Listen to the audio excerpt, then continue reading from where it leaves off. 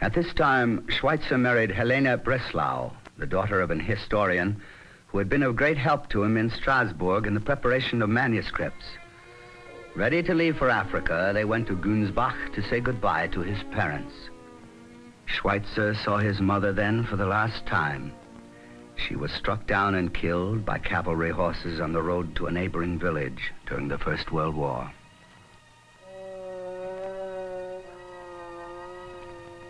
On March 26, 1913, the Schweitzers went to Africa and founded the hospital at the Lambaréné station of the Paris Missionary Society.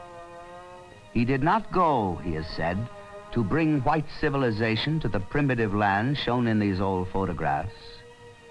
Rather, in a sense, he went to atone for what white men had done in this land already. His first consulting room was a chicken coop. The hospital grew, even as war clouds gathered in Europe.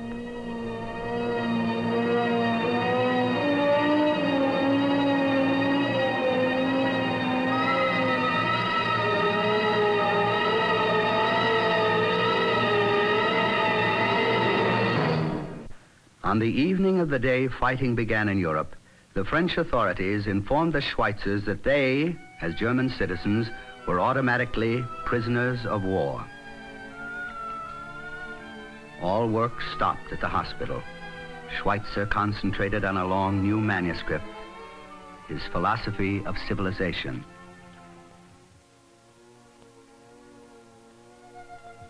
Near the end of the war, new orders came for transfer to an internment camp in France, where he very nearly died from dysentery. By the terms of the armistice, Alsace became a part of France again, and the Schweitzers became French subjects. He went to Strasbourg, plagued by ill health. He was deeply in debt, and work was hard to find. Africa seemed very far away. On his 44th birthday, their daughter Reina was born. She was the one gay note at this low point of his life. Yet with encouragement from friends all over Europe, Schweitzer labored as never before, writing, lecturing, and giving concerts with a single ambition in mind. He wanted to save enough money so that he could start the jungle hospital all over again. He worked 5 years toward this end. Finally, in a storehouse in Strasbourg, he was able to gather the necessary supplies and prepare to sail again to Africa.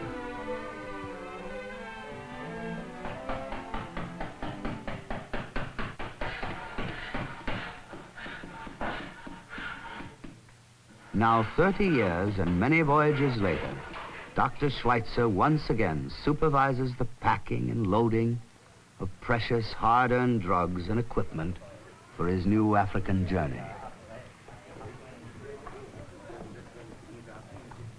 To earn his supplies, he has written constantly, and when in Europe or America, he has lectured and played the organ. But he has not had to pay for it all himself. People in almost every country of the world have shown faith in the work he was doing, so the work has gone on.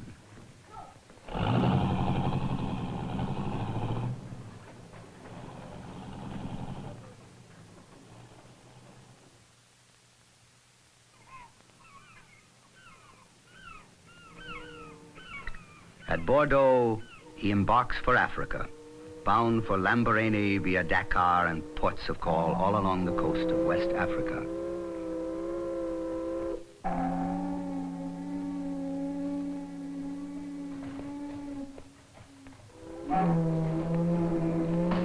By his 81st birthday, Dr. Schweitzer had lived and worked more than 40 years for his hospital in the jungle. In immediate service to his fellow man, he has spent 28 of those years in that tropical place, healing, building, and teaching by his example. From the Bay of Biscay, it is 3 weeks by sea to Port Gentil at the mouth of the Ogowe River, 1 degree below the equator.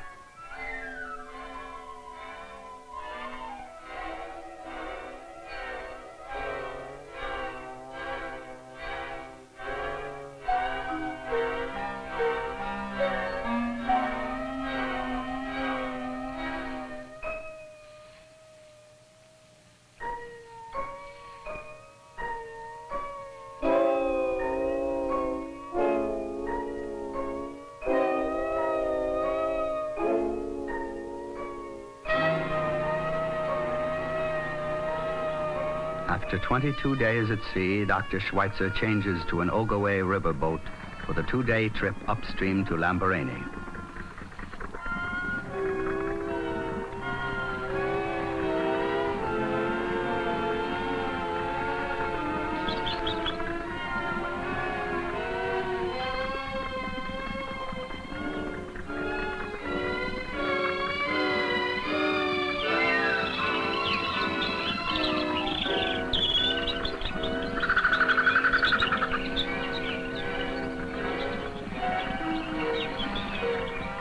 One can sleep or shut one's eyes and think back to another day like this, during the first time in Africa so many years ago, when there came to Schweitzer the 3 words that united the themes of his life and defined its meaning: reverence for life.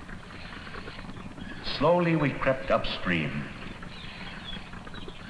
Where I sit today, I sat then, lost in thought, struggling to find the elementary conception of goodness, which I had not discovered in any philosophy. I covered sheet after sheet of paper with disconnected sentences, merely to keep myself concentrated on the problem.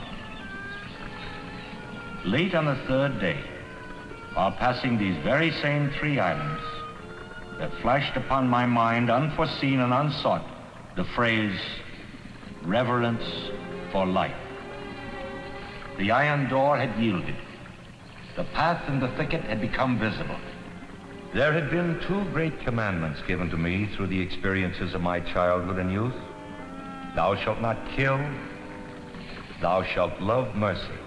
Through these, I had found my way to the idea of reverence for life, in which world and life affirmation and ethics were contained side by side.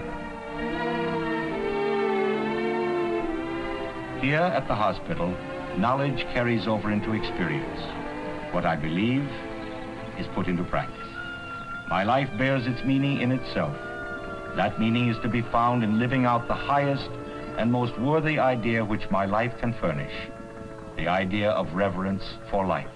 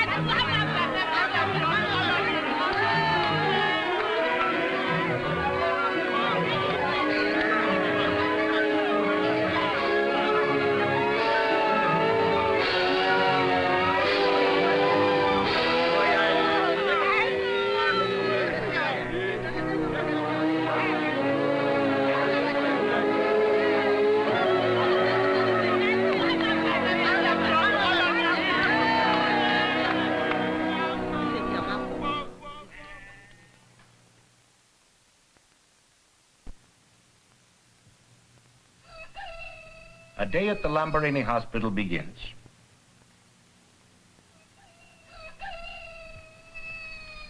We have no need for clocks. Bells and tom-toms announce the time for each new activity as our day progresses.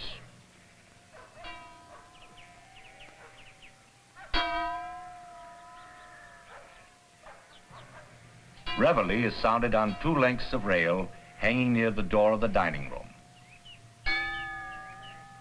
Our goats are let out of their night enclosure.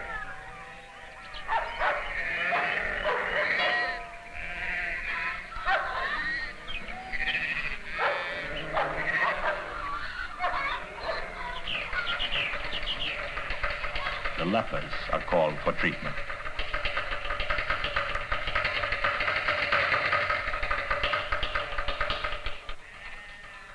A bell summons all patients who are to receive medicine or have their dressings renewed. They assemble in front of the main building of the hospital.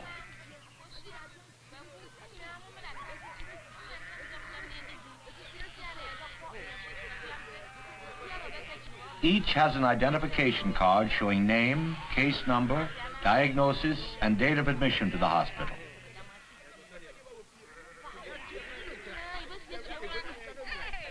We save our old shipping tags to make these identification cards. Everything at the hospital has an extra value. Nothing is thrown away.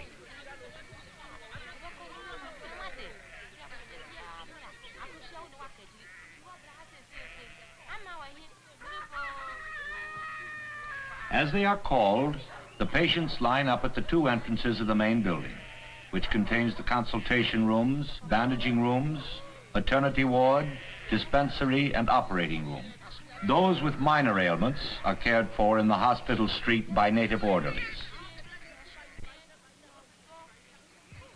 This girl is from Holland. She is one of many who have come from all over the world to help me.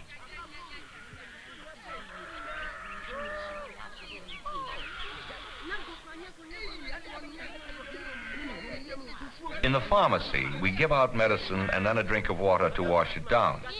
That way, one can be sure it has been swallowed.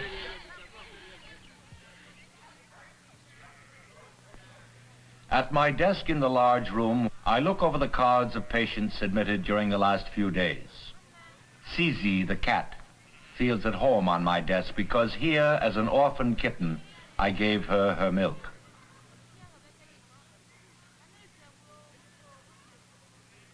She is 20 years old.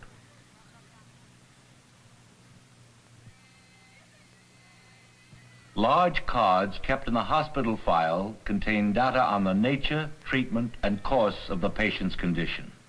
We have with us, usually, between 350 and 400 patients. More than 5,000 people each year come to be treated. The African native suffers from all of the ailments that are known to the outside world, plus many tropical diseases. We have to deal chiefly with malaria, leprosy, sleeping sickness, dysentery, skin diseases, ulcers, elephantiasis, pneumonia, heart disease, and strangulated hernia. These hernia cases usually reach us in an advanced stage.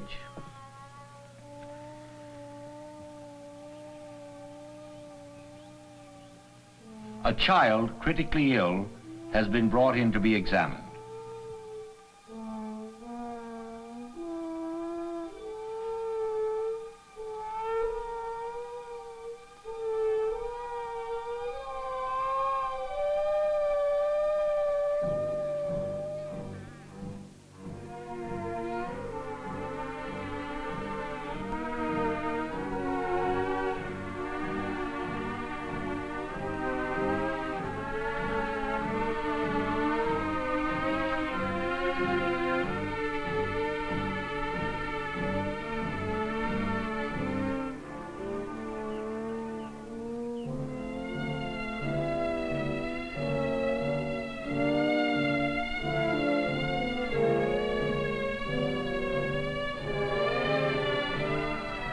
This poor little one, besides having leprosy, is suffering from a number of other diseases which it will take a long time to cure.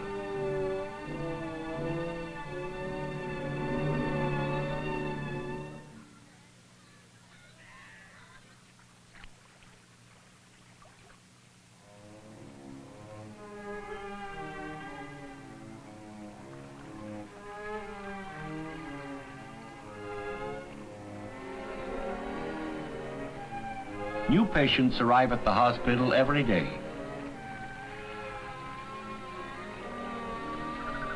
Our three pelicans, Tristan, Parsifal, and Lohengrin, are always the first to give welcome. Our hospital is ideally situated. The sick people of Gabon come here from upstream and downstream on the Ogowe River and its tributaries.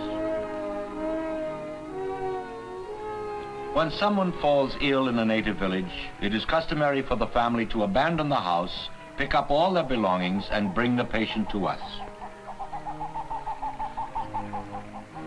Word of mouth reports from former patients encourage people to come to the Lamborghini Hospital.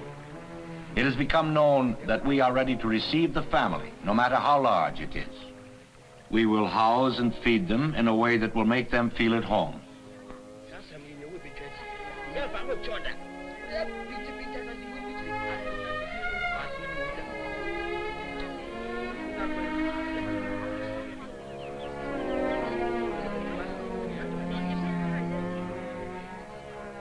Usually, the accompanying members of the family remain in the hospital as long as the treatments last, cook for their sick, and look after them, and eventually take them home again. They bring with them cooking utensils and bedding.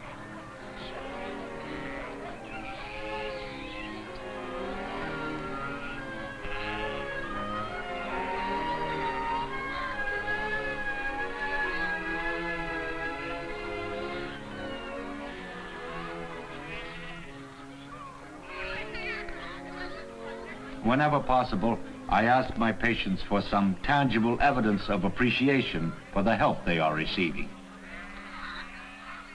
Most of our patients by now know that the hospital is supported by outside donations.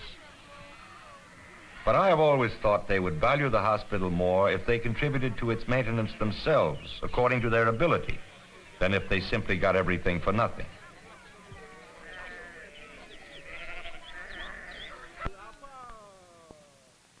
At the end of each month, roll call is held in the pharmacy.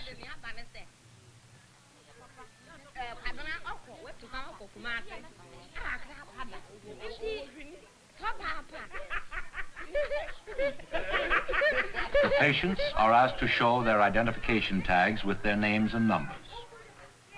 This is the time to determine which of them may be discharged and which are to remain for treatment. If we don't keep watch on them, our patients have a way of leaving whenever they feel like it, without giving us notice.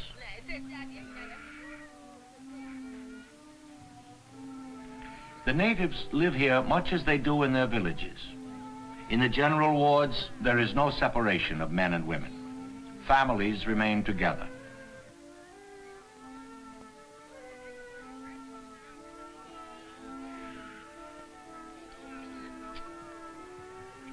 The beds are wide enough to accommodate 2 or 3 people, and high enough so that cooking utensils, food, and water can be stored under them. As there are neither cows nor milk goats in the jungle, an African mother must nurse her child until it is able to subsist on the native diet. The babies are often 3 years old before they are weaned.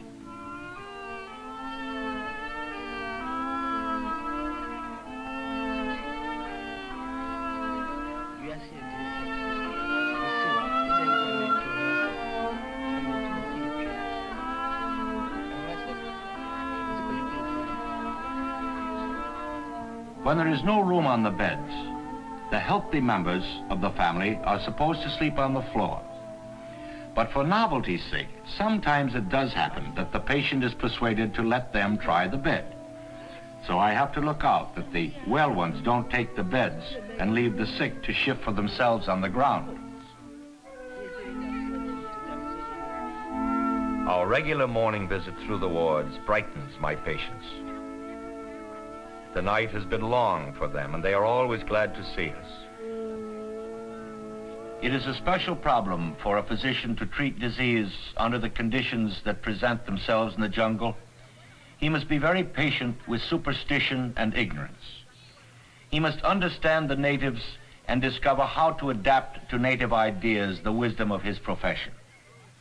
He must dispense with most of the intricate modern appliances. This doesn't mean that the doctor should be unfamiliar with them.